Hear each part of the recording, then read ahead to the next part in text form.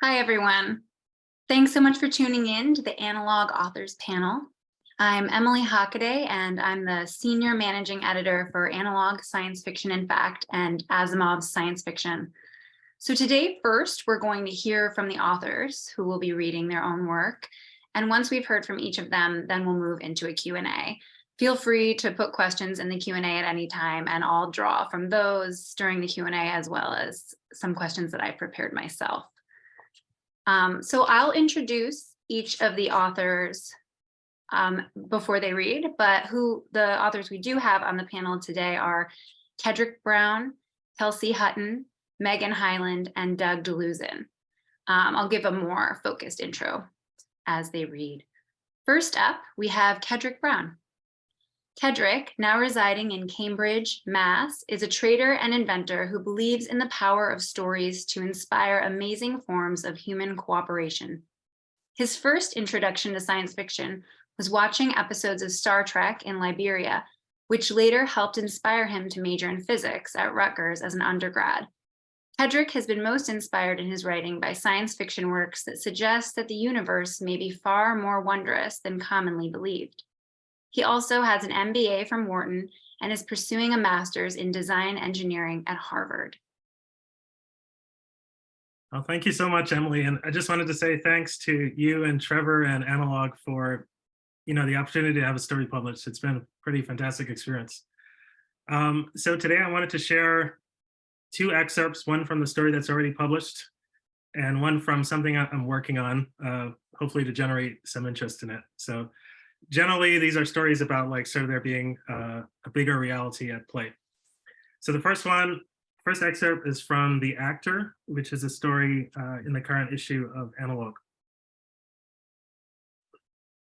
Okay. In a shallow watering hole on the savannah, hundreds of wildebeest were drinking their fill and splashing in the mud to cool down after a long migration. The brilliant blue sky was largely cloudless, and gorgeous greens blanketed the landscape in all directions.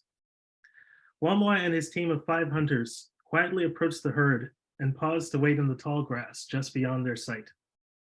He readied his spear and ceremoniously calmed himself as he had done for many years at this stage of the hunt.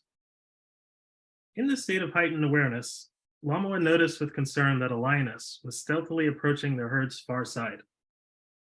As he turned to update his team, he felt a sharp pain in his calf and cried out in surprise at the green mamba slithering away. "Wamwa!" his brother Kimua shouted with alarm as the bite immediately began to swell. "You're hurt. We need to get you to the medicine man." The lioness took advantage of this distraction and pounced on a wildebeest that had strayed too far from the herd, setting off a panic. Wamwa's men froze as hundreds of the horned animals began to stampede in their direction. "Run!" Wamwa ordered them. "Run! I'll drive them away. Leave me a spear." 4 of the men nodded hesitantly at him, but discretion quickly overcame their valor, and they turned and ran for their lives. "Wamwa," Kimua began. "Go, Kimua. Tell Sana and the kids that I love them. Make sure they're taken care of," Wamwa told him earnestly. He smiled through the pain and added, "And be happy with your new bride, Kimua. I'm so proud of you and Musu." "We will name our firstborn son after you," Kimua said solemnly as he slowly backed away with a fist over his heart. He turned then and sprinted towards the rest of the retreating hunters, leaving his spear behind. Wamwa staggered to his feet, his vision quickly becoming hazy as the ground shook from the approaching thunder. He gathered all of his strength and stood squarely to face the herd, waving the plumed spears in giant circles while yelling fiercely. The wildebeest near the front of the herd slightly slowed as they sided Wamwa's display of bravado. In response, he charged right at them with the spears, ignoring the burning in his calf and continuing to make as much noise as he could. The spectacle startled the herd enough that they split in two, leaving a large gap as they veered away from both Wamwa and his retreating men. The world began to grow dark for Wamwa, and the spears became too heavy for him to hold. Memories of his family flashed before his eyes as he realized with great sadness that he would never see them again. He saw the ground rising up to meet him, and then all was still. Wamwa opened his eyes in an immaculate room with pastel walls and warm lights, feeling fully refreshed. He heard a strange language being spoken around him and found to his great surprise that he understood every word.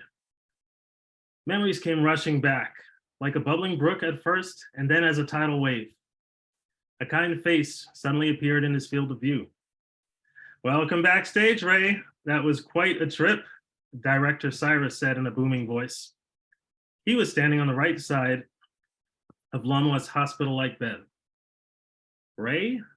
Lamoa thought at first, with a quizzical expression on his face. "Your memories will take a bit longer to be restored, but the makeup artists tell us it's going well," Cyrus continued. "Am I dead?" Ray thought to himself. "Oh no, what will Sana and the kids do? Did Kemwa get away in time? Theo?" He momentarily paused in confusion, then resumed. "Yes, it is Theo. I really hope he wins an improv award this time around. He played Kemwa perfectly." "Great performance, Ray," artistic director Bendu chimed in from the other side of the bed, resplendent in gold embroidered ceremonial robes. With her cheerfully noble smile, she continued, "You outdid yourself again. Your emotional tone was perfect, as usual. But that decision with the spears at the end was just phenomenal. The audience loved it." "Glad to hear that. I suppose," Ray began hesitantly, briefly surprised that he could fluently speak the language he was hearing. Then he eagerly asked her, "Did they like it more than when I played Lord Gilgamesh? I hear I was so good that someone on Earth recently wrote poetry about me." "There he is," Cyrus laughed as he clapped him on the shoulder and exchanged smiles with Bendu. "Our A-list actor is back." "To answer your question, the jury's still out on that," Cyrus said to Ray. "But this performance was definitely in the ballpark. Very creative. Another improv award may be in the cards," Bendu added. "Anyway, first things first," Cyrus went on. "Now that you're back, and before you commit to another production, I want to ask your advice about a new project I'm working on.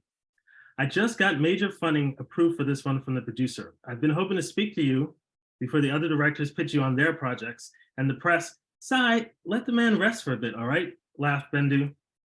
Cyrus reluctantly nodded. "Yeah, of course. Take some time to recover, okay, champ?" Bendu continued. "We'll be back to you in a bit when the makeup artists confirm that all your memories are restored." Not long after, a fully recovered Ray found himself disagreeing with the great O.B. Cyrus, award-winning theatrical director of countless Milky Way Cinematic Universe productions, including the beloved Tau Ceti F and the cult classic Kepler 452b. By this time, Ray's memories of his tumultuous decades as a hunter-gatherer in Cyrus's ongoing Earth production had begun to seem dreamlike, and he found to his dismay that bits and pieces were slipping away. "There's just not enough conflict in the world you're considering," Ray told Cyrus. "Without more conflict, this utopia you've come up with, I can't think of a better word for it, will be inauthentic to both the actors and the audience. No one can really live in a utopia. The word literally means no place. People need drama in their lives to be happy, but you already know this, right?" "Of course," Cyrus responded. "As I was saying, though, this directive is coming from the very top. The producer wants a good utopian story precisely because no one's done it successfully before. So my job is to invent a believable, steady state utopia and stage a top-notch drama in it." That's end of excerpt. Okay, the second piece is from a story that I'm working on called The Sleeping Giants. First, let me just give a little bit of background. I hope I'm good on time. But this is a story about a Major M. Marks. She's a research scientist at a military base on the moon, and she has a formicarium, which is something that looks kind of like an aquarium, with pet ants and a plant inside it. So one morning, she lets the sun into her room, and she sees an illuminated letter M lighting up her floor, her nickname. She thinks it's a practical joke, but when she goes to investigate it, she sees that her ants have chewed an M-shaped hole into one of the plant leaves that caused this accidental projection of light. So she's totally intrigued by this, and she later breaks the leaf off from the plant to examine it under a microscope with her colleague, Captain Steam Stimmons. And so here's the passage. "Okay, Captain, let's take a serious look at this leaf," M said. She flicked on the microscope's bright white light and deftly adjusted its controls to bring the illuminated leaf into sharp focus. Under 20x magnification, it was obvious that the pattern in the leaf was pure happenstance. Bite marks were visible around the edges of the M-shaped hole, and when the leaf was laid flat, one side of the letter was significantly more stretched out than the other.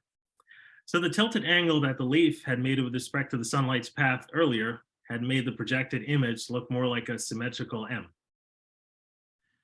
Well, it's definitely cool that you saw the effect live, said Steam eventually. But obviously your ants don't really know how to spell. That would be way cooler. I do wonder though, M responded, what kind of pattern would the ants have to make in the leaf to convince us both that they're super intelligent and that they understand things about our universe that go beyond their everyday concerns? A single letter wouldn't be enough. It's too easy to be created by accident, as we're seeing. What about a whole sentence? Steam suggested. That would be a lot better, said M, but a pointlessly high bar. The ants would first have to learn and understand English, which would be impossible for them because they sense the world completely differently than we do. So they wouldn't have any equivalents for most of the words we use. We're keen to understand where the ants are of the broader universe that we both inhabit, and not whether they can learn English to communicate with us in our own limited way. So you're saying that to really impress us, the ants would need to do something super sophisticated that also transcends the need for human language, said Steam. Exactly, M replied, as they made their way back to her computer console. For example, we know they can build complex 3D structures like anthills, but that's not convincing enough for us to go to the trouble of trying to communicate with them, because they seem to do that instinctually. For all we know, most of the stuff they do on Earth, like making bridges across water, may be largely automatic. It would be crazy impressive, though, if they did something that showed serious awareness of a world far beyond their own. Steam nodded enthusiastically as he contemplated this. In fact, I'm thinking, M continued, that my ants could show this awareness by building a structure much simpler than an anthill, one that wouldn't require them to write down a single number, equation, or sentence. Really? How? Asked Steam. Well, you see this CAD pattern on my computer with all these concentric rings? Asked M. Yep, Steam nodded. Well, of course, there's a much simpler version of this that just alternates between transparent and opaque concentric rings, instead of having rings with smoother grayscale transitions between them, continued M. Ah, yes, the good old zone plate pattern, Steam said. So you're thinking that if your ant somehow created a zone plate pattern on a flat pane of glass? What are you thinking? M inquired after a few seconds. Well, of course, that would be amazing, but the downer is that we might not notice the pattern right away, or maybe even ever. For example, imagine that some ants on Earth create a zone plate pattern about the size of a dime, but it happens to be tucked away in a corner of some dusty attic window, obscured by cobwebs. No one might ever see it, but that same pattern would have a much better chance of being noticed if it did something special to sunlight passing through it that got people's attention. Like my situation with the letter M? M exclaimed. Exactly, Steam answered. That way, if someone were to walk into that attic, they might notice a sharp dot of light highlighting something else in the attic, like a box. The effect would be like a laser pointer lighting up that box, which they could trace back to the zone plate pattern on the window. M nodded absentmindedly. In any case, Major, this is all moot, since ants don't have human intelligence, Steam continued, which in turn means that they obviously don't understand quantum physics.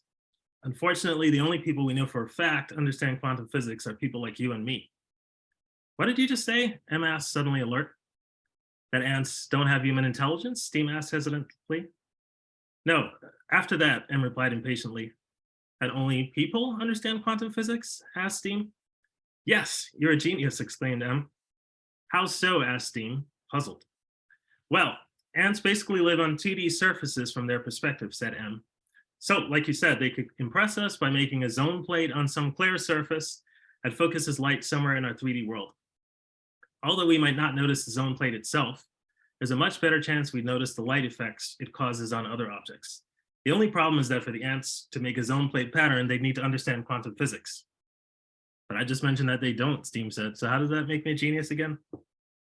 Well, you also mentioned that people do understand quantum physics, M replied. But we live in a 3D universe that may be part of a larger one with 4 spatial dimensions, while ants basically live in a 2D universe that we know for a fact is part of a larger 3-dimensional one. But just like the ants could impress us by building a zone plate, we might be able to impress some four-dimensional being by building a 3D version of a zone plate, basically a zone sphere. Now that's genius, Steam exclaimed. So for example, if these four-dimensional beings have a 4D sun somewhere in their space, then our zone sphere could focus light from their sun on an object in their space that might get their attention. M nodded. Okay, I think I follow, Steam mused. So then, if those beings go to investigate what's focusing their sunlight, they'll see that our zone sphere is causing exactly. And they'll immediately know that someone in our 3D world understands quantum physics well enough to create a light show in their 4D world, M concluded, just like your attic example. So there's really no need for us to understand anything about any languages those beings may or may not use. The zone sphere would be all the proof they'd need that we're worthwhile communicating with. And once they believe that, it would be a piece of cake for them to figure out how to talk to us. That's the end of the excerpt. So inspired by some time in the physics lab in the current program I'm in. So, thank you all. Thank you so much, Kedrick. That was great. Now we're going to hear from Kelsey. Kelsey Hutton is a Métis author of speculative fiction from Treaty 1 territory and the homeland of the Métis Nation in Winnipeg, Canada. She particularly loves writing space opera, fantasy, and historical fiction. Connect with her at kelseyhutton.com, on Instagram at @KelseyHuttonAuthor, or on Twitter at @KelHuttonAuthor. Thanks so much, Emily, and thank you everyone for having me. I'd just like to start by acknowledging that I am joining you folks from Treaty 1 territory from Manitoba, which are the original lands of the Anishinaabe, Cree, Oji-Cree, Dene, and Dakota peoples, and the homeland of the Métis Nation, my nation. I'd also like to acknowledge that the water that I am drinking and that we all drink in my city of Winnipeg comes from Shoal Lake 40 First Nation, which was under a boil water advisory for almost 25 years because they didn't have clean water in their own community, despite the fact that they have been supplying my city with clean water for over 100 years. That was just rectified last year. And also the electricity that I'm using to join you guys virtually comes from Treaty 5 territory, which is in northern Manitoba, which is where I was born and where my mother's family is from. So thank you so much. I'm going to read today an excerpt from a story that I have coming out in Analog at some point in the near future. And it's called the Karina Nebula. And it really came about because I am Métis. Most of you folks probably don't know what that is, but it's an Indigenous people who originated from the early intermarriages of mostly French, but some Scottish men who are arriving in what is now called Canada in the early 1600s, and they were working in the fur trade, and they married local First Nations women, and mostly Cree and Ojibwe. And anyway, one of the Métis traditions, it's very strong, is beading, and I'm a beader, so here's just a small example of something that I beaded. And I was thinking about, I was watching YouTube videos about what astronauts were describing their life was like on the International Space Station, as most of us do, right? And I was thinking about what it would be like to bead in 0G gravity and how difficult that would be. And I was thinking about some of the other ways that cultural practices bump up against how our lives are changing and how people can really see that as an either or barrier, like we cannot do certain things. The other example I was thinking of, we talk about a lot, is smudging, which is usually involves burning medicines like sage or sweetgrass as part of a cleansing or healing ceremony, which doesn't mesh well with modern HVAC systems and fire alarm systems. But that doesn't mean that there aren't workarounds. So I started thinking about what beading would be like in space, and that's where this story came from. So this is the Karina Nebula. I heard the soft shit, shit, shit, just when I'd almost floated past the blue hatch door that led into some kind of storage room. I had to laugh. I mean, how many times have I said that? Plus, the voice sounded older, a woman's, and I love when adults just say what they mean instead of carefully guarding every word around the kids. I wasn't really doing much, just wandering through some of the ship's back tunnels. So I reached out right before momentum took me past the hatch and grabbed onto the cool metal. I pulled myself back and shook my head side to side a little to clear away my clouds of dark hair. We were in 0G these days, and like I knew that tying my hair back was probably the smarter decision when zooming around, but whatever. My hair was kind of curly, kind of wavy, some straight pieces thrown in for kicks. The sculptures it made floating around my head was probably my best feature, so hair ties be damned. The light was all soft and gauzy in the storage room, not like the triangular wedges of light the hallway LEDs made, and it made me feel cozy right away. A huge black canvas made of something almost furred. Velvet, maybe? Do they still print that even?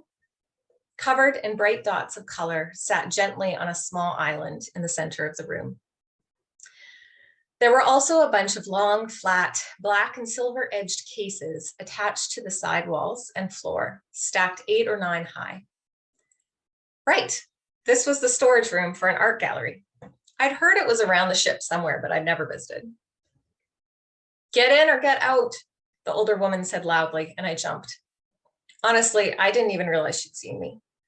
She was looking a little frantic, pushing off against the walls, reaching out with these little clear bags to catch something out of the air. She wore a long-sleeved black top with the art gallery's name, Karina, across her front. Her ship-issue bamboo slacks, unfortunately, were looking a little wrinkly and worse for wear from her bouncing around. Her cheeks were fried as pink as salmon, and her eyebrows were scrunched together in the middle of her forehead, as if each one was trying to reach out to comfort the other. Basically, she looked stressed. Close the door, quick, in or out? In, I said, because whatever this was way more interesting than roaming around until Mom was done her maintenance checks. I hastily pulled myself in, and the hatch swooshed gently closed behind me. Interesting. With the hatch closed, the air smelled different in here than the ship usually did. Maybe a little mustier, but not in a bad way. Kind of like when Grandma pulled out her antique paperback romance novels. She said she kept them as collector's items, but I know she read them at night very carefully. The woman was still netting things out of the air, teeny tiny things, especially around the opening of the air ducts. They were actually super pretty, bright electric pinks and oranges, but I was getting a sinking feeling about this. Do you need any? I started to say at the same time as she shouted, the beads, we have to collect the beads. Oh, so that's what they were. Oh, shit, that's why this was bad. Look, I'm a proper raised ship's kid. And I've lived in closed systems long enough to realize that tiny bits of debris floating around into the wrong areas where delicate machinery needs to keep machining was a bad idea. My suction hose is broken, she raced to explain. Her voice was soft, but her words tripped over each other, like each one was scared of the one coming up behind it. I thought I could just, I know what I'm doing, but the vial tipped over so fast in my hands. I switched my visual focus from the woman to the beads sparkling in the air. Now that I focused on them, they were pretty much everywhere. I took a deep breath and hacked out a cough. It was hard to breathe there for a sec, but then I spat the offenders out into my palm. Yep, bright coral pink beads as small as the tip of my stylus, trying to make their way down my throat. Not great. Definitely not great if they got ship-wide. Take this, the older woman called and tossed me a curved face shield with a small air tank attached via a short tube. She quickly pressed one to her own face, although she fumbled a bit, like her fingers were stiff. It was an ox mask, one of the suction sealing ones for short-term oxygen use, like when the air was too dirty with CO2, or you needed to quickly go through maintenance pockets of the ship. Those weren't kept at the standard 21%, since no use wasting good oxygen. Mom hated when people wasted oxygen. Just because we can split water into oxygen doesn't mean it's easy, she'd go on for the 50 millionth time. And the farther our ships get, the farther it is to haul ice from Europa. Do people even realize how much fuel those haulers take? It was her favorite rant. Don't even get me started. But I got where the gallery woman was going right away. On, I shouted through my mask, and the built-in mic staticked to life.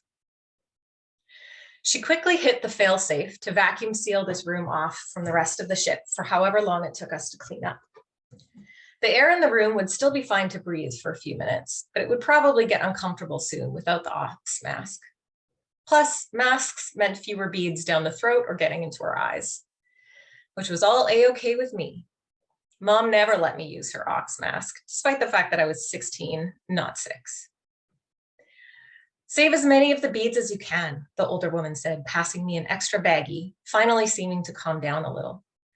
They're genuine earth-made, about 180 years old, and the only size 15s I have. Got it, I said. Then I couldn't help but rub my hands together like a crafty bad guy from an old movie. Let Operation Bead Rescue begin. Mom, I said, but I might as well have been talking into a vacuum. To be in quad 17, where I told you to meet me, and instead, Mom, I tried again. My heart rate was elevated to 152. I couldn't find you, and all I saw were the alarms. Mother of mine, I yelled, mostly because I was so annoyed, but also to make her laugh. She stopped, and her face looked like it was trying to jump in 5 directions at once. All I had to do was widen my eyes and wiggle my eyebrows a little. She tried to hide her laugh with a cough, but I knew it. I had her. I'm sorry I scared you, I said. I didn't realize sealing the room would set off the engineering alarms. I just wanted to help. I gestured to the gallery woman, whose name I realized I didn't actually know. The 3 of us were standing in the storage room, mag strips lightly activated on our boots to make it easier to face each other. Mom was yelling at me in her restrained, in front of other people voice.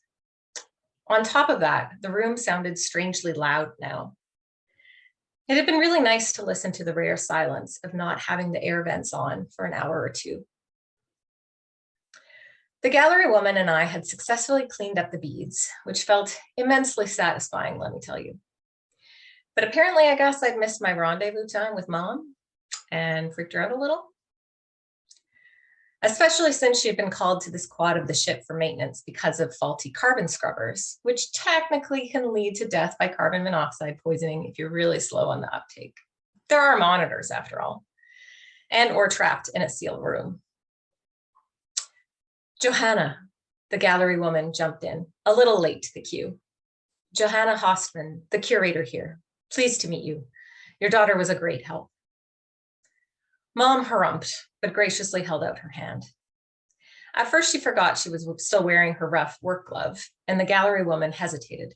But then Mom hastily whipped the glove off. The woman, Johanna, shook Mom's hand. Though I noticed she held her hand awkwardly at her side afterwards, like the handshake had hurt a little, and her finger joints were almost as knobby as Grandma's. You hear that, Mom? I said, a great help. Couldn't have done it without me. And why were the beads loose in the first place? Mom asked, and Johanna winced. I didn't think that was entirely fair. Johanna worked here. It was clearly her job to work with really old materials like that. I didn't know why Mom was prying. I was restoring a small piece of the work here behind us. My hand slipped and the artist beaded this piece with thread from the late 1990s, which makes them quite fragile. The beads can come loose, and in some patches, the beadwork has been knocked loose entirely. Johanna quickly gestured Mom and me over and spread out the beaded canvas fully so that we could see. It was the first time I'd actually had a chance to stop and admire it, and honestly, it kind of took my breath away.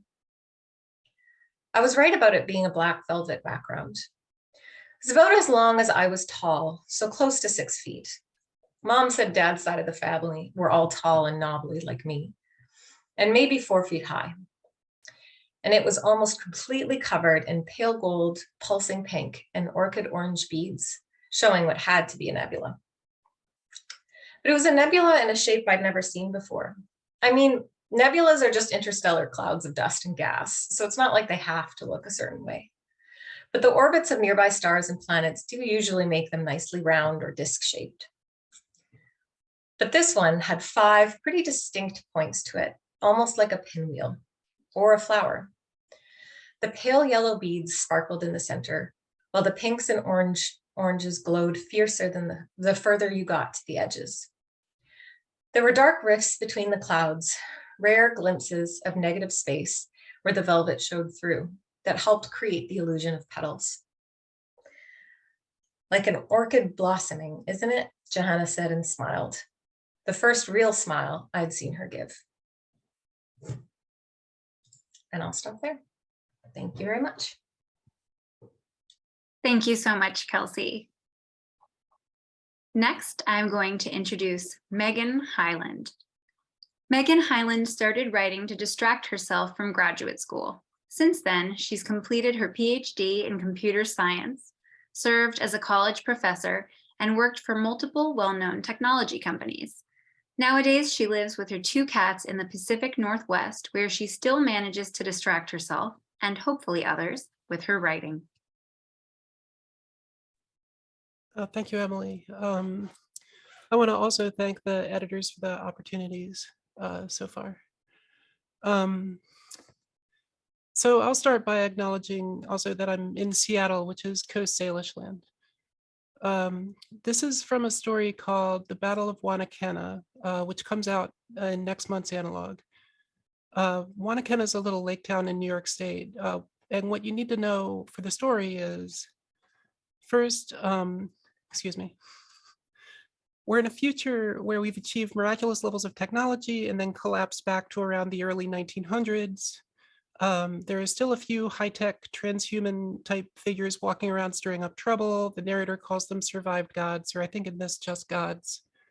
The character Taylor is basically a gang leader who's been collecting refugees to serve as soldiers, and the character Cinder Bear is kind of a ne'er-do-well potato farmer who's been coerced into being one of the soldiers. All right. Now, Rupert's ghost did call in reinforcements exactly as he'd promised. In a perfect world, one more god would have been plenty to take care of Taylor's army. But then, as now, there weren't all that many walking the earth, and fewer still walking in the vicinity of Wanakena. So, in Rupert's defense, he didn't have many good options. When it comes right down to it, though, he called in the wrong help. He called in Free. Free was 8 feet tall and made of plastic and glass. His smooth egg face shone with moving pictures of whatever was on his mind. He strode through Taylor's tent city like a nightmare come alive, his face glowing with sepia-toned men in powdered wigs, brandishing quill pens over helpless parchment. From her seat in the scarred dirt, Cinder Bear watched him come. Others noticed him just as quickly. People froze and choked and stared and pissed themselves and by and large stood the hell aside. Only 2 were brave enough to bar his way. They were a large man and a thin man, and they'd been with Taylor for over a week, which made them veterans and also loyalists. They made their stand on Taylor's stoop, where at least they could be a little closer to Free's height. "You can't go in there," said the thin man, allowing the large man to edge ahead of him. "Recruitment starts out here with the rest of us." On Free's face, historical men paused their penmanship long enough to cast curious eyes upon the pair. "Freedom of movement is, perhaps, mankind's most fundamental liberty." Then, well, it wasn't like Free tried to hurt them. He just walked, and there was the large man on the ground and the thin man sliding down the house's splintery wall. Free pushed through that door like it wasn't even latched. In no way was Free built for that house. He especially wasn't built for those stairs. The foyer floor, where Cinder Bear had railed at Taylor just hours before, groaned beneath him. Taylor's men were on the balcony already. They took one look and opened fire. Shots sparked from Free's chest and his head and left not a single mark. Free raised his hands. "Please," he said in a perfectly reasonable tone of voice that near deafened Cinder Bear out in the yard. One more shot glanced off the other world of his face, and the rifleman retreated back into Taylor's room. Free's voice came loud as thunder then, though his tone was still as calm as your daddy reading you bedtime stories. Your work here impresses me. I'll improve on what you've started. Come talk to me, Taylor. No one answered. I can wait. With that, the bewigged men faded from Free's face. His whole head cooled to the dull gray of lake water on a rainy day. The rest of him grew still until nothing remained to mark him as a living thing. Taylor sat locked in his room, painfully aware that his men and their rifles couldn't help him, and even more painfully aware that this door wouldn't last any longer against Free than had the one downstairs. He knew there was no good end for him if he took Free up on his offer. You have to admit there wasn't much Taylor could do. First of all, his house wasn't built for escape. Taylor could maybe have climbed out a window, but there was no ladder to help him, and the windowsill had fallen into such disrepair that it might well have broken off in his hands before supporting his weight. Second of all the force he'd amassed was worse than useless. A bouncing bullet was more apt to wound a rifleman than penetrate Free's godhide. And third of all, even if Taylor could somehow escape the house, what then? Was he supposed to slink off with his tail between his legs, give up what he built, start over from scratch? Was he supposed to march an army away from Free, who after all was only a single man, no matter how loud and hard-shelled? It was an hour before Taylor realized Free couldn't climb the stairs without destroying them, and several more before he worked up enough courage to try the only solution anyone could think of. Taylor leaned through a window and rasped out his orders, and the army undertook its first major operation. At midnight, Taylor's 5 strongest men entered the foyer. 2 of them took Free's arms, 2 took his legs, and 1 cradled his head the way you might haul a heavy rock if you didn't care about your spine. Between his thumbs, Free's face flickered half to life, writhing with intestinal undersea creatures in purple and red. From her tent, Cinderbear watched them huff and grunt their way out the front door. She stood, and along with dozens around her, fell into step with the 5 who carried Free. By the time they reached the tractor, Free's tentacled dreams had grown into a full-on nightmare, tearing keels from ancient ships, smashing sailors to bloody chunks. What you're doing is not wise. Together, we can build a paradise like Earth has never seen. We'll start it right here in this field. The rest of Free remained still as a stone. The tractor roared and lurched. Light bathed the cluster of men, turned Free's plastic curves into a fiery star, blinded Cinderbear completely. I'll wait, but not for long. Change your minds or you will die. They tossed Free down in front of the tractor. He raised himself up on his elbows just as the first of the wheels, by itself as large as any man in camp, rolled over his squirming face. It forced him down into the rocky soil, turned his arms beneath him, twisted his head like the tap on a keg. Another wheel caught his legs and crushed them down as well. Then, only the part of him from chest to knees remained exposed, arched like a loop of root. The tractor gave a cough. Its lights dimmed. Soon, it stood dark and still. Most of the crowd stayed to watch Free, to make sure he didn't rise up through the machine. But if he so much as twitched a pinky that night, none of them noticed it. At dawn's first glimmering, Cinderbear jerked awake, full of the conviction that she'd missed her chance to flee.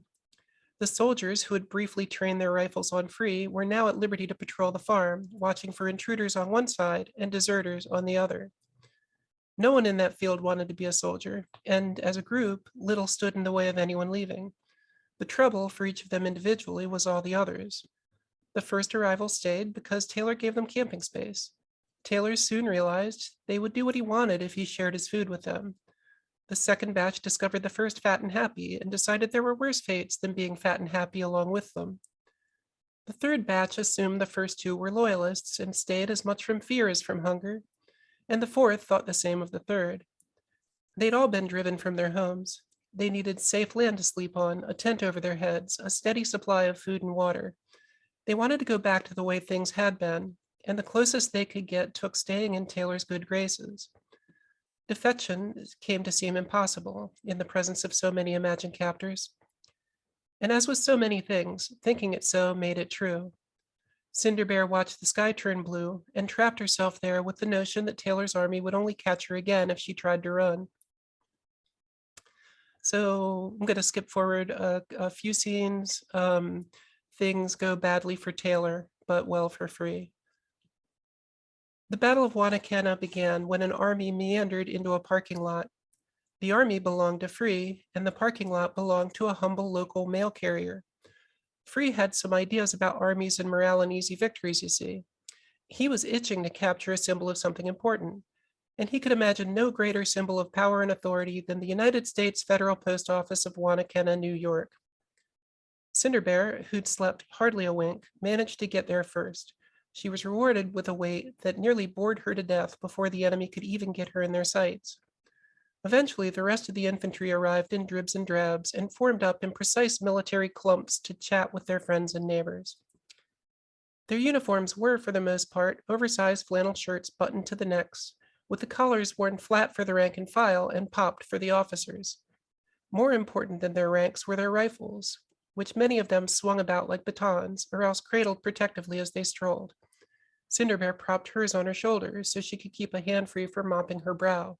It was still summer after all, and already too hot for flannel. She stood with her friends, Lennon and Sam and Bright, and watched Free's armor division clatter its way toward them. Glare off the tractor's windshield obscured the driver's face, but everyone knew it was Taylor. Free clung to the back because the interior wasn't correctly sized for a god of his stature. Occasionally, he would encourage Taylor by banging on the roof with one of his indestructible arms. Seconds after Free's arm rose and fell, the noise came all the way to Cinderbear, a distant bung, bung, bung. Ain't nobody left to fight, said Bright or Sam or Lennon. Where do you think they hold up? Ranger school, probably. They've got guns out there. Bear mace too, and sleeping darts. Didn't they used to have cannons at the front gate? Think those are in working order? Nobody could quite say. Artillery or no, rumor had it the students at the state of New York's premier college of forestry were trained to fight from the cover of the trees, which, as future rangers, they would no doubt be sworn to protect. It seemed an unfair tactic to use against a novice army like Free's. Cinderbear certainly didn't relish facing them, even if most had left town for summer break. The army hurried to form ranks just as the trailer rolled into the lot. When it slowed, Free beat the top of the cab to urge Taylor back into motion. The tractor circled the troops, belching and clanking in a most arrhythmic manner. The best pace it could manage was no better than a leisurely jog. As it came around in a cloud of blue smoke, Free communicated via a series of blows that Taylor should drive it through the building. The tractor swung in a wide arc and smashed through the post office's plate glass window. Glass and plaster rained down around it. Inside, it rolled over a kiosk full of variously sized packaging, a set of posts connected by velvet ropes, and the front desk. The shattered window exhaled a haze of dust. Cinderbear fought back a surge of unwanted pity for Taylor. She tried instead to focus on the presence of Lennon and Sam and Bright in their mandated places around her. She felt so exposed out here in this empty lot, at attention, holding a gun to her shoulder, with all the old empty homes staring down from either side. She used to sell potatoes here. Now the whole place was full of nothing but guns and broken glass. Free emerged from the post office carrying an old American flag, which was a lot like the new American flag, except it had a grid of stars on that blue corner where the beaver's supposed to be. Free's flag was big enough to wear around his shoulders like a shawl, and wouldn't you know it, that's exactly what he did. His face became the image of that same flag waving against a blue sky. Back then, that image meant something to people. It sure was enough to command the attention of his troops. Free pitched his voice to carry all the way to the ranger school. His troops shied back and clapped their hands over their ears, not caring for a second how awkward that made them all look holding their rifles. People of Wanakena and the greater Five Ponds wilderness area, I am Free. I will lead you in this time of crisis. Any who choose to join will be rewarded, and any who choose to leave may leave. His voice echoed from the faces of the surrounding buildings. Gradually, the troops uncovered their ears. They stole glances at one another. Somehow, despite Free's repeated promises, none of them had quite managed to quit his army. Yet privately, most of them wanted to go. They wondered how it was possible that they'd all remained and whether they might change their minds now. If only they'd known they were all thinking the same thoughts, many of them would have deserted on the spot. But none of them did, and anyway, they'd all gone so far as to be holding rifles and standing here in formation like a real army. It would be ridiculous to leave now, wouldn't it? The tractor beeped and ground its gears and backed out of the post office. Freeze snapped the flag off his shoulders and swung it overhead like a great billowing streamer. Roust the population, bring them to me. And that's the end of what I'm reading. Thank you so much, Megan. And for our last reader today, we have Douglas Dluzen. Douglas Toluzin, PhD, is the director of the Professional Development and Career Office at Johns Hopkins University. He's previously been a senior science writer and editor at the NIH and a geneticist studying the genetic contributors to aging, cancer, hypertension, and other age-related diseases. He loves to write science and science fiction while sitting on the couch with his wife, Julia, who has immeasurably helped him fact-check and edit his work, son, Parker, and daughter, Cedar. You can find him on Twitter for now at @ripplesintime24. Hi, everyone. It's great to be here. Thank you for the invitation to read and have a great chat with you all. I have two short readings today. One, the first is a flash story that was published in Analog a couple years ago, and it was also my first professional fiction sale. So it's dear to my heart, and a lot of my writing these days is influenced by my experience as a geneticist. I love where the future can take us when it comes to personalized medicine and improved genetics, but I also fear the fact that we're on the precipice of doing some very dark things. And so a lot of my writing, I think, flirts with kind of both perspectives a little bit. So this is a story that appeared in Analog. It's called Welcome to the New You, Terms and Conditions for the iCRISPR Gene Editing Kit. Go ahead, reimagine yourself. We're emailing you because we've seen you've had our product in your e-cart for a few days, and we understand the hesitation to complete your purchase. We know it's challenging when embarking on a new journey to improve oneself. Rest assured, here at Eugenics, we can help you become the very best you. The future is here, and it's transformative. Our revolutionary, do-it-yourself iCRISPR kits are capable of game-changing improvements. We can see you have the basic iCRISPR kit in your e-cart. That kit is for single DNA edits, and that's the very best way to ease into this process. Are you looking for a change in eye color? Always desired a better short-term memory? It's not clear from your account profile, but that's just fine. Complete your order today, and with the basic kit, you can begin immediately, or you can wait until you decide on which new trait you want. There's no expiration date. Order in the next 20 minutes, however, and enjoy an additional 5% off your total purchase. As you know, our iCRISPR kits provide the essentials to design and implement your own genetic modifications, all in one straightforward process and right from the comforts of your own home. Just decide on the change you want. Use our proprietary algorithm to assist in finding the perfect DNA base to facilitate that improvement, and Eugenics will design the viral delivery template. Finally, we'll ship the injection apparatus right to your door. It's that easy. Want to live beyond your 100th birthday? Upgrade your e-cart from the basic kit to the iCRISPR Pro kit for multiple edits and/or whole gene replacement options. Still feeling uneasy about the process? Don't worry. At Eugenics, our customer service is our strength. Just see for yourself with our online testimonials attached to this email and listen to what actual customers have to say about their experiences. Take control of your genome. Please reread our terms and conditions below to explore the full power of iCRISPR and see why Eugenics is the best in gene mod technology. You should adhere to them for the safe use of our products. Number 1, iCRISPR is not intended for use in your germline egg or sperm cells. Your offspring cannot sign the terms and conditions, and you currently risk penalty under federal law. But here at Eugenics, we believe you should have access to your own genome in its entirety. You can contact your congressional representatives and petition them to pass legislation to allow you to control your own genome with no restrictions. We provide a template petition letter on our website, and if you send one to your local representatives, we offer a one-time 10% discount on the basic kit. Number 2, while the basic iCRISPR kit limits the amount of editing you can perform, You may upgrade your purchase to the iCRISPR Pro Kit in any of our preset multi-edit packages at any time. 3. Due to the sequence similarity throughout the human genome, our online algorithms will guide you to ensure specificity and protect you from any off-target effects. Your account profile indicates you work in biomedical research, so you may be interested to read our recently published scientific article in the prestigious International Journal of Current Opinions on Gene Editing, comparing our product and proprietary algorithm with leading market competitors.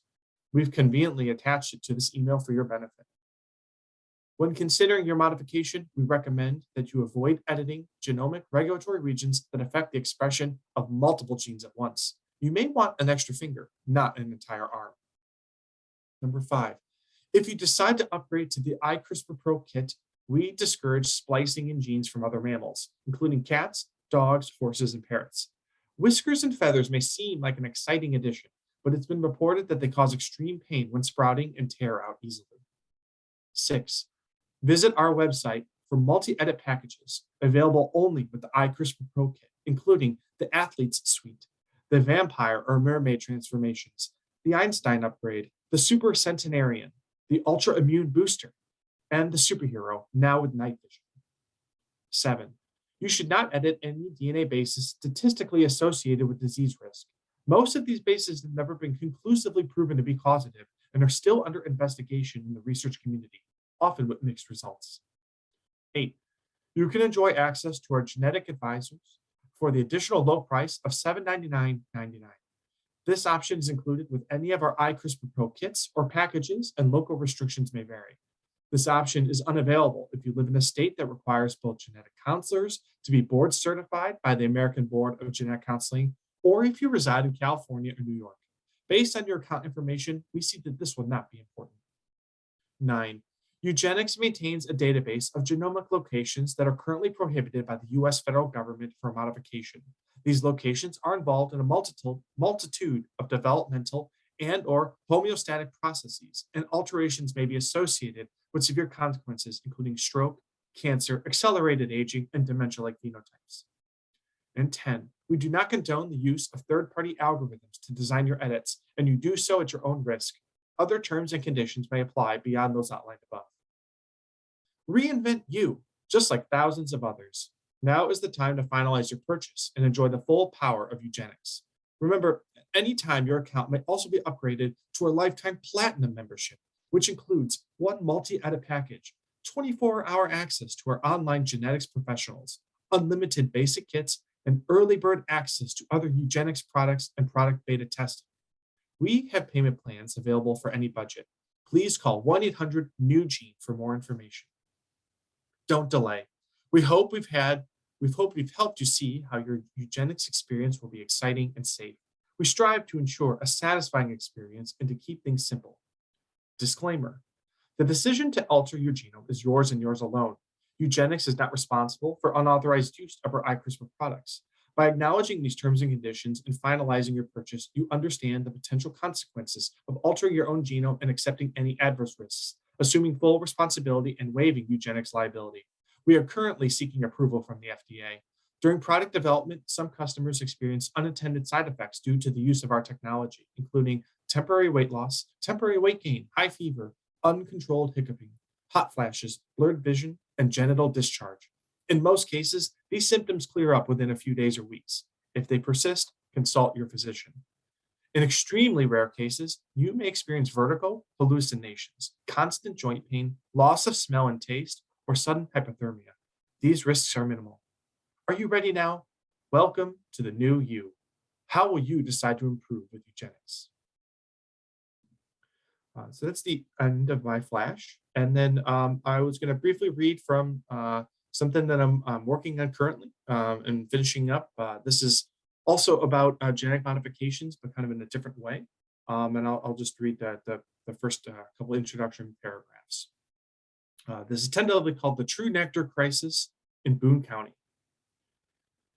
Samson Mallory was the tallest human being who ever lived. He was also quick to forgive you for staring. "Don't worry, Cora, I'm used to it," he said the first time we met. "People can't help themselves." His 16-foot and shockingly frail frame somehow compacted down into a custom wheelchair but the pain of the contortion was always on his young face. His chair creaked as he moved throughout his parents' farmhouse, and his knees banged into just about every corner when he turned. The only time I ever saw him stand, his legs bowed backwards as if an invisible archer were drawing in.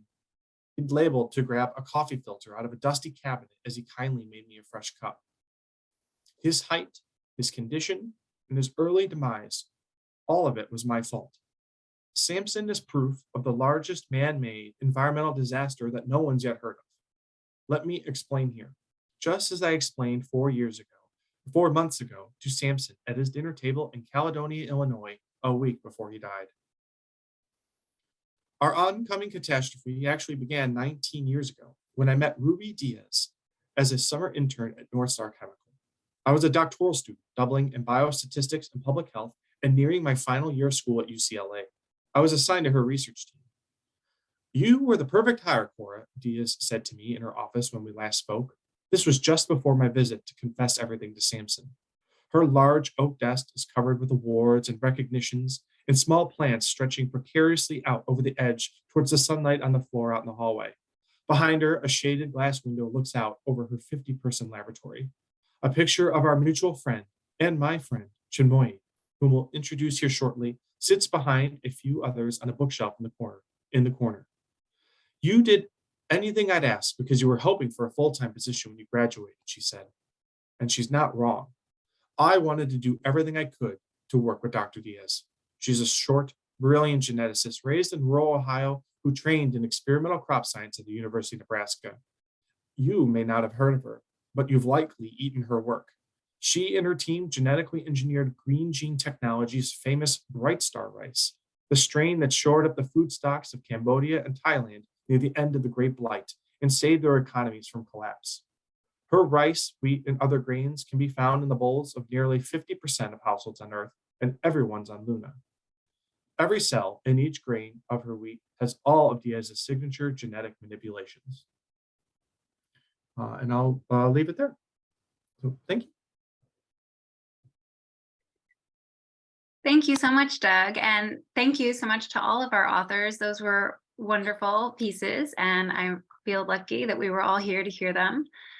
We have about 40 minutes to chat and ask questions. As I mentioned before, if anyone has any questions, please feel free to pop them into the Q&A. I have a bunch of questions that I'm going to ask. And after we're done with our conversation around 1:40, 1:45, I'm going to hand it over to editor Trevor Quachri to announce the new Analog Award winner. For my first question, I'm just going to start so we can get a little bit of background from each of you. Firstly, how did you first experience fiction as a reader and also as a writer? Doug, you're first up on my tile. Do you want to start? Thank you again for the opportunity. I would say I was actually thinking about this morning. I think my first introduction to like science fiction fantasy was going to see the Teenage Mutant Ninja Turtles movie when it came out in the early 90s. I was a little kid and my dad took me, and it was like my first time at a movie. And then a couple of weeks later, he showed me the first Star Wars, A New Hope. And I think after that, I was smitten and have been reading and watching science fiction ever since. And certainly really enjoying I feel like the explosion in different voices and in different ways to engage with science fiction in the last like 10 years or so, which has been awesome. And I think that I've wanted to be a writer since I can remember. The first thing I ever wrote was this science fiction story when I was in 4th grade about a dream I had about like a cyborg, and it was attacking the Chicago Bears Stadium. I'm from Chicago, and I wrote it, and my mom actually found it like a couple of years ago, and it's awful because I was 10, but it really warmed my heart that it was something I tried. And then I didn't write for like 20 years. I went to grad school, and that just like soaked up my time. I always kind of had like an idea book that like someday I'll get to it. And then finally, when I finished grad school, I was like, I'm going to do this. And I've been, I'm trying to improve my craft, and now have enjoyed a few sales, and yeah. Thank you. I want to read that short story that was inspired by your dream. Megan? Sure. So like the first science fiction I remember reading is A Wrinkle in Time by Madeleine L'Engle, which I think was suggested at least by a teacher. I grew up in a different world, right? I grew up in the 70s and early 80s. I also had a classmate in a classmate in grade school loaned me some of the Heinlein juveniles. So like Have Spacesuit Will Travel and Between Planets and those things. So I read a bunch of that and loved it and went searching more, found some Larry Niven collections in my dad's bookshelf, read those, etc. So now the 70s thing becomes important because the first version of Battlestar Galactica was on TV at that time and I was like super into it. And also 70s themed, I decided I was going to record my own version of it on cassette tape. So I started off by a list of characters and talking about like, you know, who was the Starbuck character and who was the Apollo character and who was the Adama character and et cetera, et cetera. I have like whole tapes of that stuff. And there's actually no plot. It's just like character descriptions, which are remarkably similar to the TV show, but oh well. I think that was my first writing experience. Anyway. Thank you so much. I think a lot of us probably got started with A Wrinkle in Time. As I said in the chat, that was a very formative book for me too. Kelsey, can we hear from you?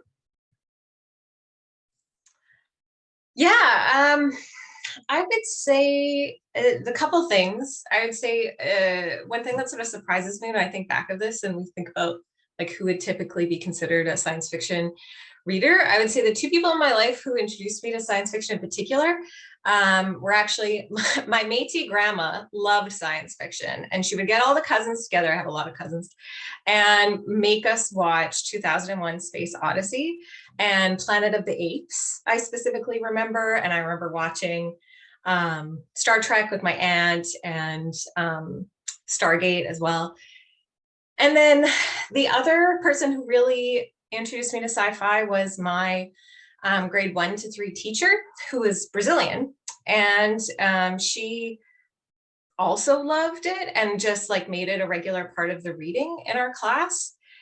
And she also, another thing that she just introduced, I guess normalized for me, was we would, as kids, we would dictate stories to her, which she would write out on paper, and then we would physically bind books together with those old school coil bound binders. And so I still have some of those somewhere.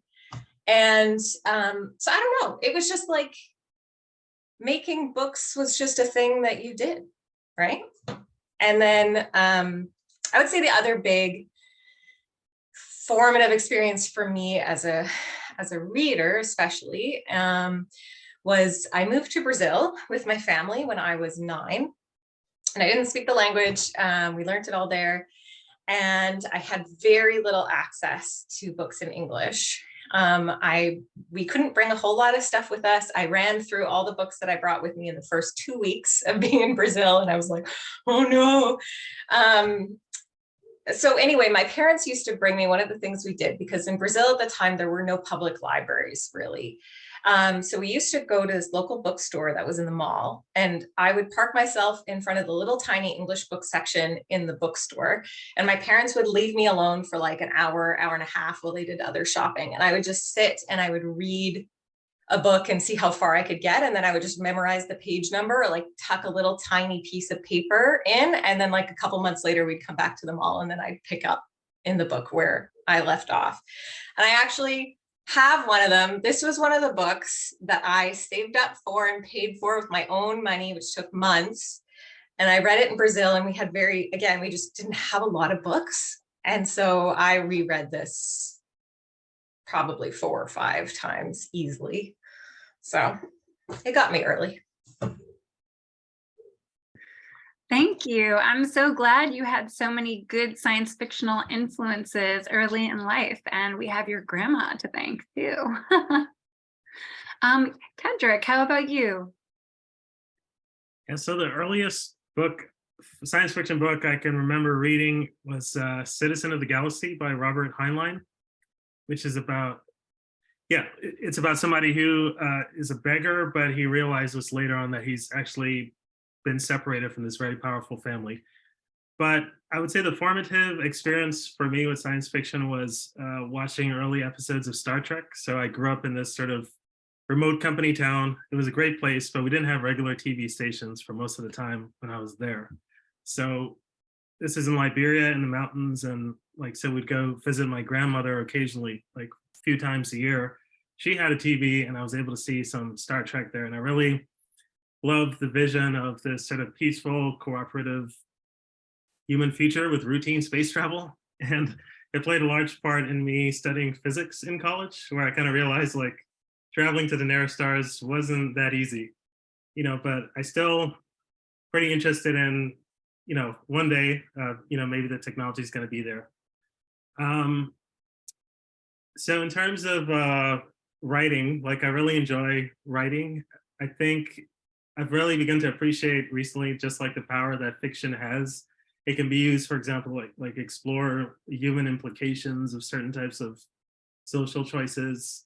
It can be Marshall McLuhan, the media theorist. He's also talked about like how it can be almost like a canary in a coal mine, so technology marches along, but the only way to really, one of the ways to really integrate it is to use the scenarios that stories can tell.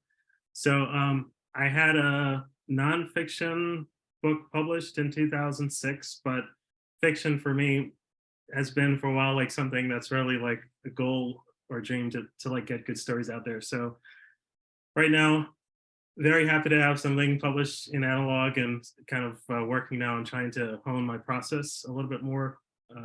And yeah, that's kind of where I am right now. Great, thank you so much for those comprehensive answers. I wanted to ask, when I reached out to the four of you about being on this panel and about the symposium in general and the concept of the science fiction archive, what came to mind to you? What do you think for you the SF archive looks like, and what does it mean for you? I guess let's start with Kedrick. Sure. So for me, like I immediately thought about basically the Encyclopedia Galactica in Foundation. And of course, Asimov wrote about that sort of like pre-internet. So, there are some modern proxies that are maybe somewhat like that, but I think, anyway, maybe this is part of a later answer, but I think the addition of the internet and sort of digital archives and everything has really enriched the availability of real archives. So, but Encyclopedia Galactica immediately came to mind. Thank you. Megan, how about you? Sure. I guess the first thing I thought of was these collections from a long time ago called the Science Fiction Hall of Fame, and they have like various volumes divided into eras. So there's, version 1 is like all these golden age 40s and 50s writers and etc. And I think that was the first like archive or collection of voices I ever came across in junior high school or whenever.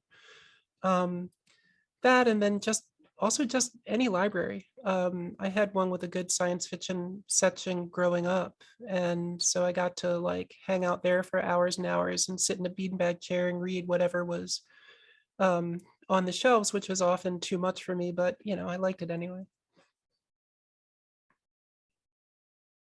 I feel like that's probably a universal experience that many of us here know about, sitting by those archives in the library, or in Kelsey's case, but in the mall. Since I brought you up, Kelsey, do you want to take it next?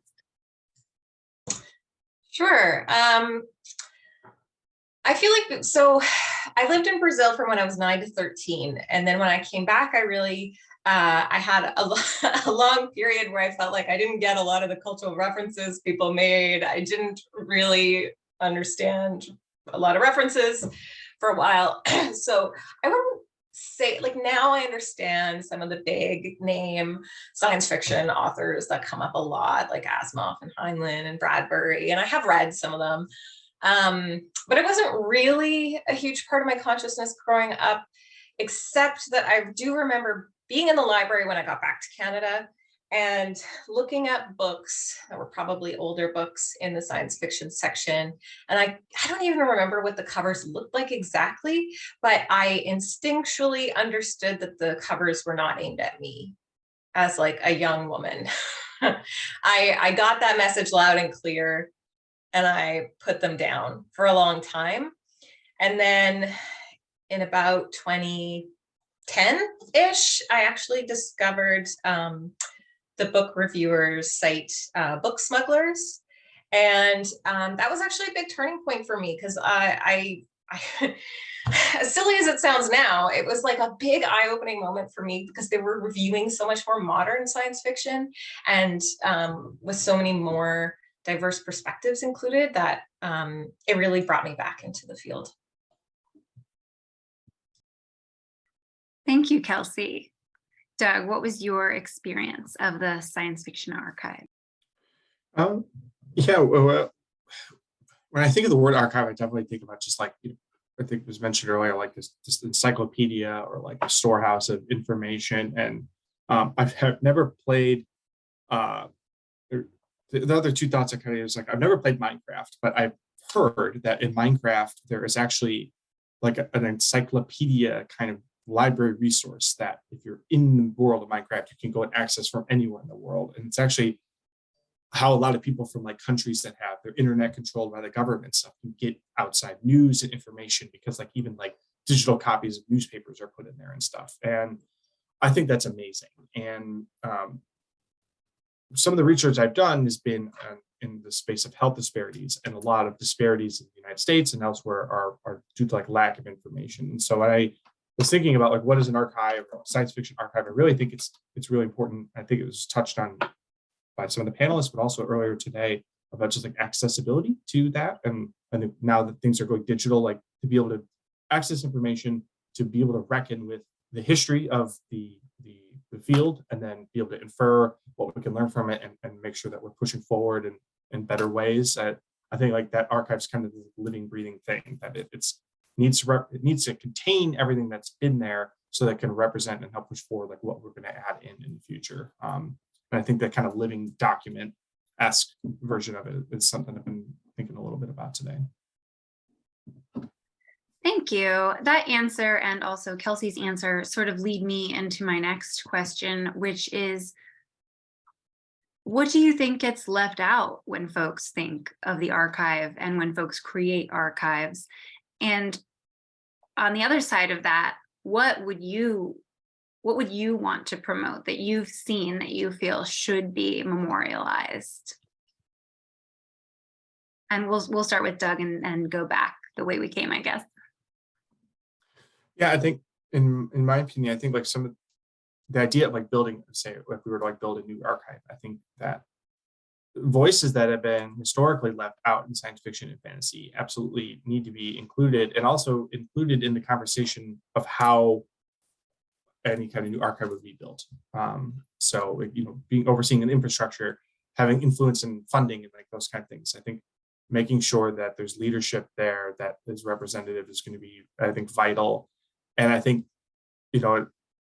bookstores, for example, are kind of like almost like a public facing version of that, and being able to highlight and promote voices from around the world. Some of the coolest science fiction I've read is from authors that I've never heard of, and authors that I probably wouldn't be exposed to if I wasn't like in the science fiction community that was more open and willing to kind of share stories and translate stories.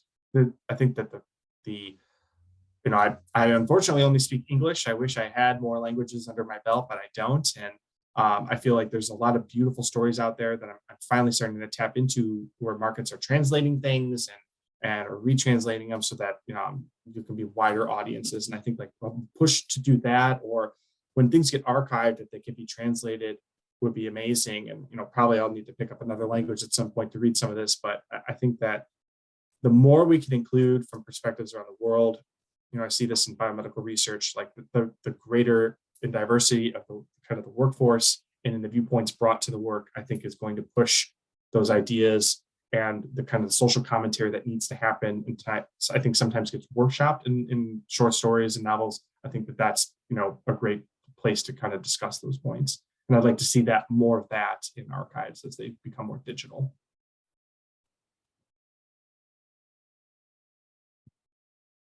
Thanks, Doug. Kelsey? Yeah, thanks. So I would say when we think about what, you know, some of the big things that are in like our collective consciousness as the science fiction archive, like one of my favorite subgenres of writing in science fiction is first contact, aliens, space. That's the science fiction I love. And it is very complicated to navigate that space as also an Indigenous science fiction writer, because so much of the language that is steeped in science fiction is from the language of colonialism and colony planets and the final frontier, and it's used often uncritically, without really drawing the through line to how incredibly violent and harmful and destructive those worldviews are and continue to be currently. So it's very weird for me sometimes. Like I'm like, what's another? How can I not refer to this as a colony planet? What are the respectful, what are ethical other ways of exploring that? And it's definitely something I'm still working on and learning and thinking about as a writer. And so, you know, for example, like I love Star Trek, I watch Star Trek, but like the role of Captain Kirk was very intentionally based on Captain James Cook, who was the British quote unquote explorer who was tasked with annexing as much of the Pacific as he could for the British Crown, with very devastating consequences. So, I would love, especially because this the analogies of Europeans' contact with Indigenous peoples is so often cited when we're talking about what does first contact actually look like. When I choose to say when we do make contact with extraterrestrial life. And I feel like maybe we should do a better job of asking the people here on Earth who were on the other side of those encounters and say, hey, what was your experience of that encounter? And they can say, genocidal, thank you very much for asking. Let's please not do that again. And one example that I wanted to highlight as a really cool thing was the SETI Research Institute, Search for Extraterrestrial Intelligence, recently, like within a few years ago, they brought together, they asked this Indigenous Studies working group to present to them on basically saying, hey, as Indigenous peoples, what do you want us to know as we search for extraterrestrial intelligence? And the process itself was kind of mixed, but some of the academics who were part of that working group have since published special editions of the American Indian Culture and Research Journal, specifically looking at settler space and Indigenous perspectives on that, which is so cool. And I would just really love to see more of that, both in the academic and science research world, as well as then how it filters into fiction. Thank you so much for that really thoughtful answer. Megan, what are your thoughts on this? So I think there's a couple of things for, I think there's this kind of implicit problem, implicit bias related problem almost, where, you know, it's hard being someone who's trained inside a culture and having read inside the culture for an entire lifetime to recognize other valid story structures from other cultures, and not only that, but themes and events in stories that resonate with people of an experience outside of my own, but maybe doesn't hit me directly, except as, you know, oh, that's a human experience. I do remember, you know, reading a review recently of something that was, you know, it was a work that was not aimed at, you know, sort of middle-aged white people like me. And I had enjoyed the work, but when I read the review, I got this other perspective on it where the reviewer was deeply touched, deeply touched, and that came through very strongly. And I kind of realized like, oh, there's like a lot more there than I saw because I am not primed to see it. I haven't been taught to see that sort of thing. So with that in mind, like for the idea of like what would I choose for an archive, I think I would look more at how would I want the archive to be chosen than how would I personally choose it? Like, because I think what you need to identify these things are people, a large group of people, each of whom has a different set of things that they're going to respond to. And then take the inclusion of that rather than, you know, the and of that rather than the or of that, and you know, look to include things that resonate very strongly with one of the curators, I guess, rather than try to find a consensus where everybody agrees, because that just washes out things on the margins. I think when we look back at the 2010s and onward, we're going to find just this explosion of great stuff from all these perspectives that maybe hopefully eventually will come to understand better. I do think that as a starting point right now, some of the awards that are being given out, like for example, one that comes to mind is the Otherwise Award, are making a pretty good start at, you know, including lots of different sorts of voices and works. That's great, thank you. So we need more archivists and we need more entry points into the archive for people from all different backgrounds and all different experiences and cultures. I love that. Just let's all become archivists is what I'm hearing. Kedrick, what are your thoughts? Yeah, so I agree. I think that the world definitely needs more stories. Humanity can only be enriched by hearing about a broader array of experiences. I think a good comparison might be to think about like when texts were only Latin and what happened when people were able to write in many different languages. I mean, it's just like, there's really no comparison. One of the things I'm encouraged by is seeing that TV, surprisingly to me, seems to be in kind of a golden age where like writers just have like the freedom, for example, to tell these really long, complicated stories over multiple seasons. And it's amazing that a medium that's been in existence for, you know, many decades still has the ability to sort of turn in really new directions like that. So that's encouraging to me, and I look forward to the future.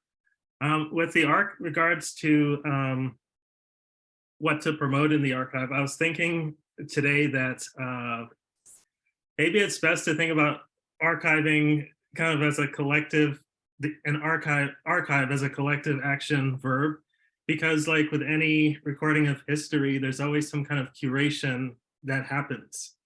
And what we're finding like with the internet and everything is that, how would I say, that process is never over, right? You know, and I think that's something that should really be embraced. Like people are changing what should be included, what should be excluded all the time. So yeah, mainly I think from the golden age of science fiction, there was some stories, you know, not all of them are great. I was glad to see with Star Trek that, for example, like the Next Generation sort of maybe learned some of those lessons, and with Picard and the crew, like they were much more sort of sensitive to other cultures and also to their own culture as well. But yeah, let me just see. So those are sort of my main thoughts. But I think the world stands to be very enriched, and I think also that countries, like people really need to take storytelling more seriously, because it's like one of the only ways we have of really like sort of comparing scenarios about the future, inspiring people to action, warning people about potential things that people can do. It's as serious as any like, you know, Silicon Valley type of tech technology. Thank you. I agree. I mean, it's been shown that storytelling is one way to really like reach people and have people empathize with an experience that's completely different than theirs. It's a very powerful tool. I agree, Kedrick. Since your writers. I wanted to ask a science fiction writing question also, and we're getting a little bit low on time, so just going to throw it in now, kind of out of order. There are plenty of SF stories that focus on electronic memory archiving and how that might be feasible in the future. What are your thoughts on that subject as an SF concept and even a possibility as technology and understanding of the brain advances?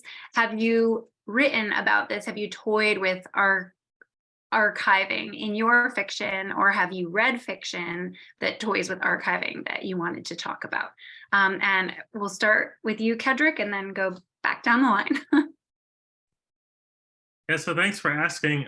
I'd actually blogged for a bit about the use of virtual reality as a kind of a public works tool.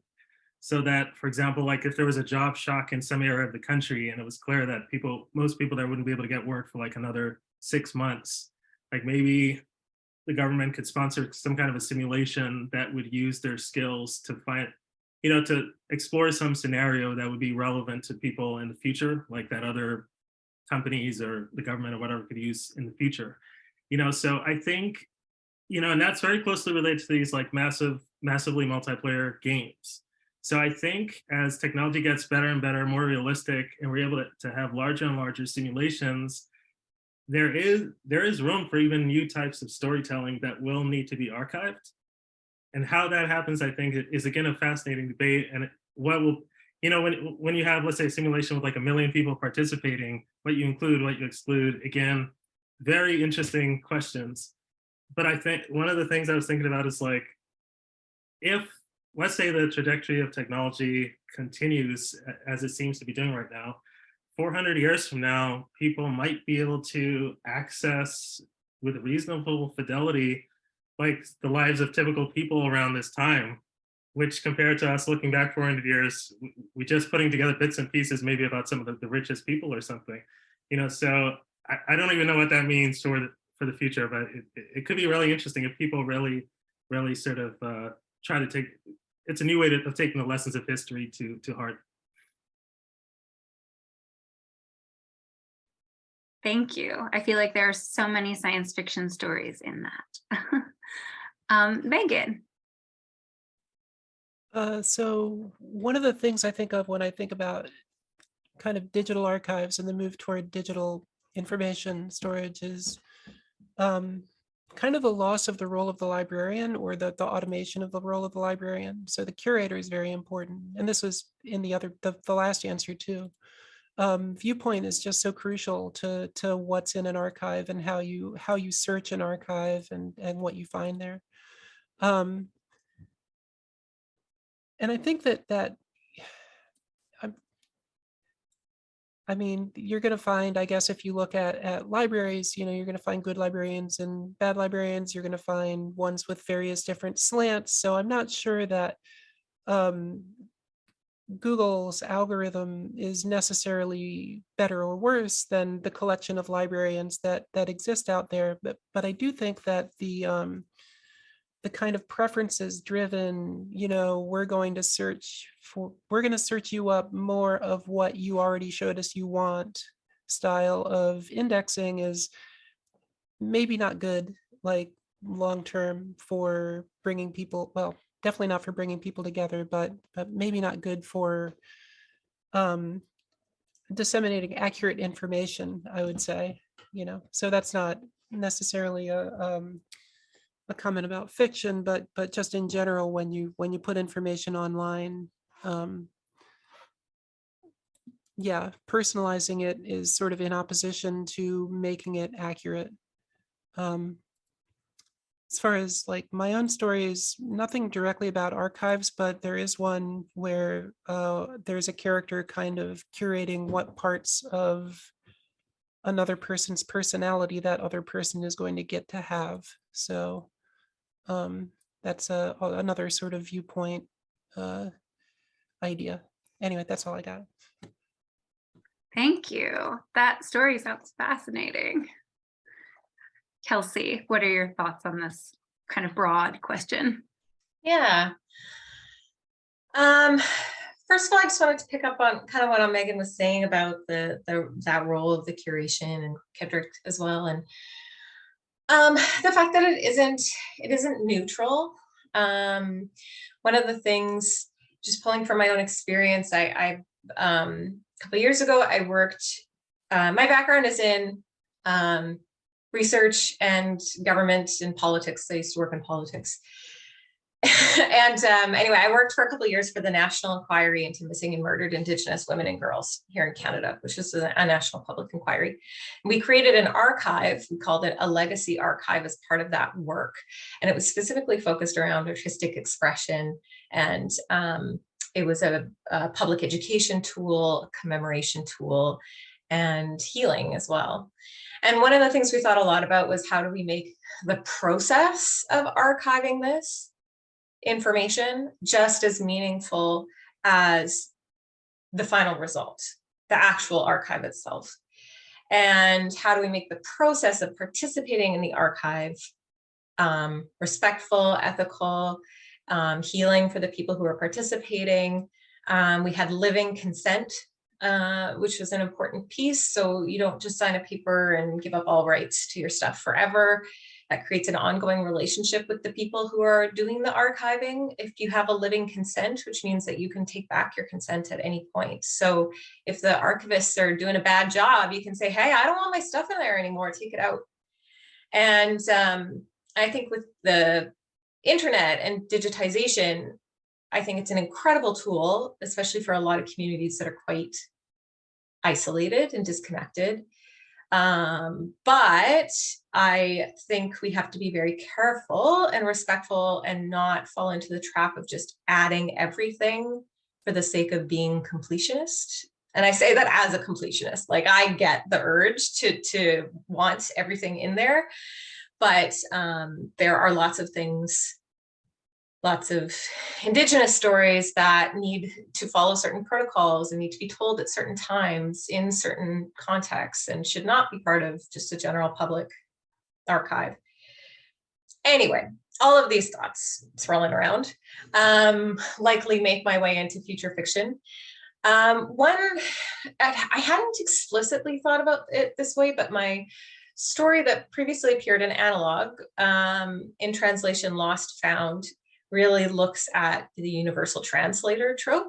And I love the idea of machine learning when it comes to translation, because I think it's an incredible tool for helping more people preserve languages that are on the brink. And so in my story, the universal translator essentially acts as an archive of all these different languages that have been inputted into it, and allows people to speak their own language, but still communicate to each other.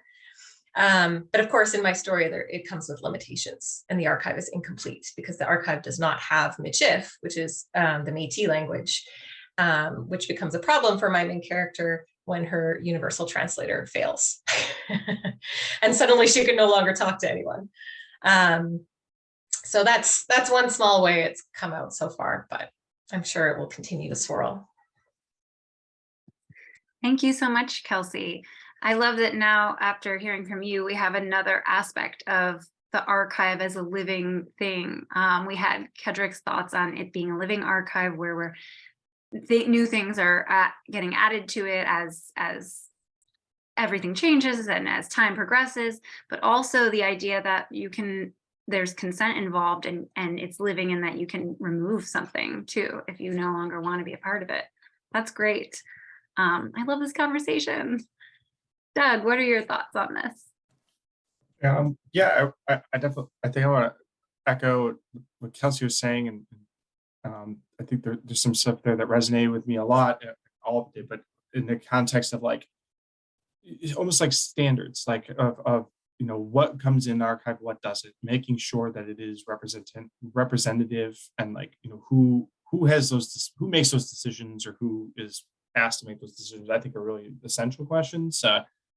One archive that I think of that I've played with most of my career is the human genome. And it really is an archive of the experiences of humans as they've migrated, and as there's been bottlenecks and things like that, like on humans and their ancestors. And it really influences in some ways, our outcomes, and in other ways, it's a lot of society influencing our outcomes.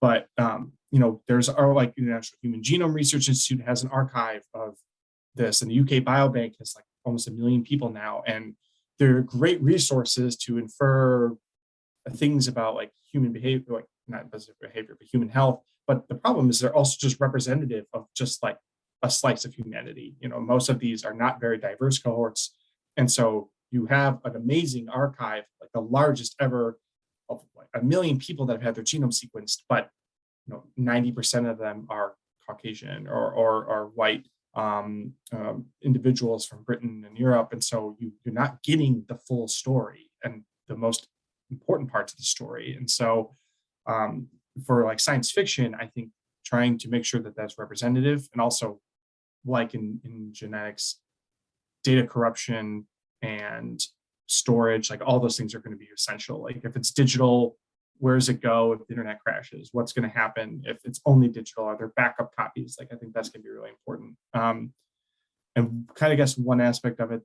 to me that I've tried to put into my fiction and haven't come up with that perfect story yet, or at least one that hasn't sold yet, is a couple of years ago, researchers did experiments where they took one of the first movies that was ever made is like a horse running. And it's a very short clip of really just like pictures, and they digitized it and pixelated it, and then turned that into prime numbers, or the digital code, like zeros and ones. I forget what that's called. I'm having a brain fart. And then they basically put that into the genome of a bacteria, and they grew that bacteria. Thank you, binary, and grew that bacteria in culture for like days and days and days, and then resequenced it and kind of took the binary and then put it back into pixels and reconstituted the image from what was in the living cell. And you can basically store information in the genomes of bacteria. And I think that's very fascinating, but there is corruption, there is data loss. So kind of like the this universal translator, I'm so excited to read the story now. And is like there's the inferred influence and biases of whoever either made the instrument, whoever made the technology. And so I think that we just have to make sure that we're, I don't know if monitoring is the right word, but just being aware of what our what our shortcomings are, and if we can mitigate those a little bit. So if there's any stories you're aware of where people are like storing information in cells, I'd love that kind of stuff. So and I'd love to write something like that someday. Thank you, Doug. I know we had a story where people were storing information in trees, but of course I won't be able to remember the specific details of it because we see so many stories and the magazines go by so fast, but I will send it to you after this. All right, so time is winding down, but I think we have like time for one last lightning round question. I wanted to ask about, since it hasn't really been covered yet, physical archives. Like we talked about it, like going to the library and sitting next to the bookshelves when we were discovering, fiction and our tastes and who was on the shelf and who wasn't. But like, have you had any experience using a physical archive for research, and what has your experience been? We'll just go back down the line for the sake of brevity. Doug. Yeah. I've done research for my doctoral work, and most of that is using like PubMed, which is a digital archive. But the physical archive really has been. I went to undergrad at University of Illinois, and they have a very kind of famous, large public library. And when I was in undergrad there, I was in a history of Western medicine class, and I had to write a paper, and I looked at nursing practices and during like World War I, and it required me to go down into, and I think they're getting rid of them, like they call it the stacks. And it was literally like 7 floors of just like stacks of books and dusty old manuscripts and like old magazines and just everything in there. And it was terrifying going in there because there was like no one down there, and you hear all these like creaky pipes and stuff. But it had this kind of magical quality to it that I really loved. And I was like probably 21 or 22 at the time, and I was down in there and finding all these old like World War pamphlets about like health and protocols and things like that, what doctors should and shouldn't do in the battlefield. I found it really interesting that people had the foresight to save that stuff. I think it's that was I found memories of it when I was in there. It was also just like this kind of the creepiest place, but I think it's got a great reputation now. So that would be my experience was in that place, and I think that would qualifies as an archive. Thank you so much. Kelsey. Yeah, as I mentioned, I used to work in politics. And so one of the archives that I would access semi-regularly was the legislative archive in my province. It was really interesting. Like if you're looking for a particular newspaper clipping or a record of what ex-politician said 30 years ago, and you're looking at the physical records, and then you can actually see what all the surrounding context was, as opposed to just like that single piece of information that you're pulling up, and you can see what else was happening in 1989 when so-and-so said that quote that you're trying to pull for your politician to make a point in the House, whatever. I had a tour of the Manitoba Provincial Archives when I worked there, but those archives are mostly closed to anyone who's not doing research specifically associated with the university. Apparently research is just like an independent science fiction fantasy author is not good enough to get access to the archives. And then I would say just my experience with the Legacy Archive as part of the National Inquiry into Missing and Murdered Indigenous Girls, because a lot of it was focused on artistic expression. The physicality of it was very important. There was a digital piece that's still up on our website, but also, of course, the physical experience of the pieces submitted, and not all by any measure, but some of the objects submitted as part of the archive are sacred objects and come with specific requirements and protocols around their care as well. So it's a really neat experience. Thank you. Meghan. Okay, so first of all, Seattle has like an absolutely ridiculous downtown library. I've got librarian friends who have made pilgrimages here just to walk around in it. The last time I've interacted with like a actual honest to goodness archive there is they've got a Seattle room all the way up at the top, and I wanted to do some research for a story I wanted to write in early 1900s Seattle, which by the way was absolutely wild, this place. But you know, they've got just all sorts of old newspapers and magazines and pictures and stuff in binders, and you've got to go and sit in this little tiny collection of tables that they have, and you can't take anything out. The metal detectors, like, for some reason. I guess those aren't metal detectors because that would make no sense, but it's some sort of detector, and you're not allowed to carry books out of there. So maybe it's a book detector. Anyway, yeah, and somehow that was just super fun to just be in that space looking at these kind of exclusive documents and finding out all the forbidden local information. Thank you, Meghan. That does sound fun. Kedrick, what are your thoughts on this? Yeah, also, I say this at every conference, but all of these I've been saying is just my own personal opinion, so I'm not representing anybody else, but sorry. But first, I just wanted to briefly comment that, like, basically, I think the EU's laws about data privacy are, you know, they've done a good precedent, or in terms of like, if you don't want something on the internet, you have the right to take it down. I think that's part of that concept I was saying of archive as a collective action verb.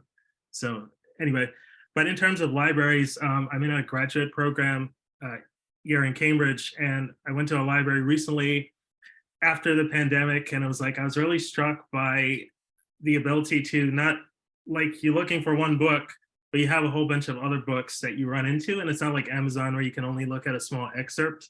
You can actually like look through the entire book. So the serendipity of it was pretty awesome. But also I went on this like graduate student trip where we went to like the house of a former publisher who showed us some antique books, and one of them was I think Oliver Burns' Euclid's Elements, which is like an extremely rare book.